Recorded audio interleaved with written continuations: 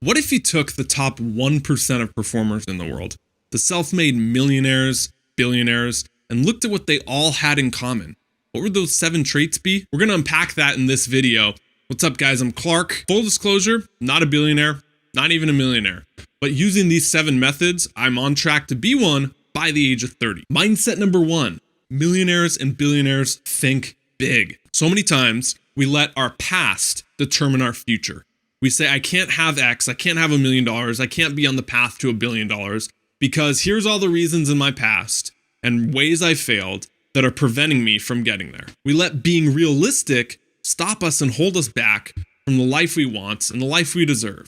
And that's the mission on this channel, is we are here to stop settling and start living. The first step to doing that is this. Practice a concept called zero-based thinking. This comes from Brian Tracy. If you could start over today, if you could scrap everything in your past, how would you act? How would you behave? What are the habits you would instill? Who would you hang out with? Would you be in the same business you're in right now? Would you be doing the same things you're doing every single day? Would you be living in the same environment? Would you be dating that person? Would you be spending money on what you're spending it on? There's no right or wrong here. If you answered no to any of those, no, I would change something, then get moving and change it. Steve Jobs said it best when he says, look around you. Everything around you changes when you realize it was built by people who are no smarter than you. Everything around you is built by people who are no smarter than you and I. Allow yourself to dream, to think big, and that's how you get the results. That's how you break past the limiting beliefs, practice zero-based thinking, and just go for it. All right, now that we've thought big enough, let's talk now about the nitty-gritties on how to get rich, okay? There's 2 ways I like to think about this. Derek Halpern likes to tell the story about a locksmith. Now, this guy starts out and he goes around to clients' house and unlocks their locks that are stuck. First, it takes him 2.5 hours. He's sitting there fiddling with the lock, struggling, he can't get it open, and then finally, boom, it opens. That'll be $250. Well, what happens? Over time, this locksmith gets better and better at his job. So pretty soon it starts taking him an hour, 30 minutes, and then eventually he can get that lock open in just 10 minutes. That'll be $250. What he noticed is when he charged people $250 for the 2 hours, they would happily pay it. But as this locksmith started getting better and better at his job, the time went less and less, and he charged the same amount. His client started throwing a fit. What do you mean $250? I saw you open that lock with the click of a button in 10 minutes. But what the locksmith understood is that he wasn't compensated for his time. 2.5 hours it took him to open the lock. But what the customer didn't understand is that the locksmith is compensated for the value. You and I need to adopt that mindset of being compensated for the value, the results we give to a company, to an organization, to ourselves, in our business, to others, instead of the amount of time we put in. So to summarize, ditch the time for hours mindset and start thinking of the value for dollars mindset. The second way on this, point number 3, increase the size of those you serve. Jim Rohn, legendary motivational speaker, said, the more I serve, the more I earn. I know a trainer at the gym I go to, good friends with him. This man works himself sick. He works 12-hour days, probably 5 days a week, trains 50 to 60 clients every single week. He's very open with me. He makes about $80K a year. What's wrong with this? Is that he's tapped out. He's pushed himself to the max. $80K is the most amount he will make. Now, what would happen if he took 1 or 2 days off and instead of $80K for 50, 60 clients, he trained 40 or 30 clients and brought in $40K a year. But in those 2 days, he focused on serving the masses. In other words, he got out of that 50 to 60 people is all I can serve, and he put it into creating videos on YouTube. He put it into growing an email list. He put it into marketing himself as a trainer online, going after the masses of people. Pretty soon over time, might not be instantly, he would eventually make that difference of that 40K a year. Because once you know how to make 40K, it's easier to scale that up to 400K. If he took 1 or 2 days and focused on how do I serve the masses? How can I scale what I'm doing? Can I film these workouts and post them online? Can I attract people to me by giving away free information? And then eventually release products to them, and pretty soon over time, you're making that difference of that 40K by now working 3 days a week instead of 5. Mindset of self-made millionaires and billionaires number 4, communicate. I love the quote Tony Robbins has. He says, the quality of your life is the quality of your communication. And this really comes down to two areas: how well you communicate with yourself, what we talk about on this channel, right? Our internal self-talk, the dialogue we're telling ourselves, the zero-based thinking, but also how well you communicate with others. Look at self-made millionaires and billionaires. Look at Steve Jobs.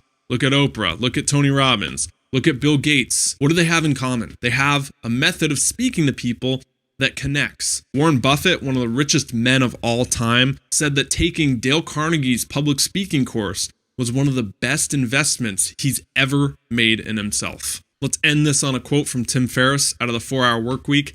Says that a person's success or failure in life comes down to the amount of uncomfortable conversations he or she is willing to have. Communicating means speaking well to others, connecting with others, but also being okay having the tough conversations that put you forward. Mindset number 5, decide, commit, achieve. We got to go after our goals, go after success with laser targeted focus, almost an obsession, and then it'll happen. Point in case, Bill Gates said he didn't leave the cubicle for 10 years before he eventually became a success. One of the richest men of all time now, but when you follow stories about Bill Gates, what do you see? You see him speaking on stage, you see him revealing products, you see him talking with people. You don't see him hunched over in a cubicle for those 10 years he was grinding it out and killing himself just to become successful. Bill Gates didn't try 50 things and then stumble across one that worked. He went after one with laser targeted focus. One of my biggest lessons of 2016, I was just looking at it in my journal. It said, I used to think I'll try things until something's successful. Now I think I'll commit and stick at something until it's successful. This image right here really illustrates the point. We don't know sometimes how close or far away success is. What if you quit 10 feet before the finish line? All your results are lost. Everything you worked for is gone. Success comes to those who have that laser targeted focus, go after what they want, and are ruthless with getting it. Success mindset of the self-made number 6, speed is king. Was watching a video actually on the same topic. I think Valuetainment was the guy.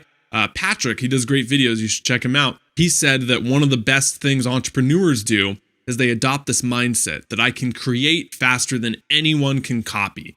I love that right there. Don't worry about what everyone else is doing. Worry about speed and creating your product, your art, and putting it out there to the world. Billionaire Mark Cuban from Shark Tank, owns the Dallas Mavericks. I love what he said on one episode. He said that I believe perfection is the enemy of profitability. I wrote that down because that resonates. If you and I are so focused on becoming perfectionists, on making everything we put out into this world absolutely perfect, how are we going to get anywhere? You need speed. You need that execution. You need mass amounts. Remember what we talked about with serving the masses with massive value. Massive value doesn't come from putting out 1 or 2 perfect things. Now you might be thinking, Clark, why do I want to put out good when perfect is what Apple products are? Perfect is what, those best-selling books are. Perfect is what fill in the blank is. I agree with you. Here's why you want to do good. Because that's your MVP, your minimal viable product. The iPhone went through, how many generations are we on now? 7? Before it became better and better and better and better. But it started with the iPhone 1. If you brought out the iPhone today, you'd look at it and say, this is the hunk of metal. What is this thing doing? You'd find all these flaws with it. But at the time, it was so cutting edge, people flocked to it, and then they kept making it better and better and better. That was their MVP. There's always stuff to improve on. With you, focus on putting your art into the world. Focus on starting things. Become faster at getting it out there. Create faster than anyone can copy.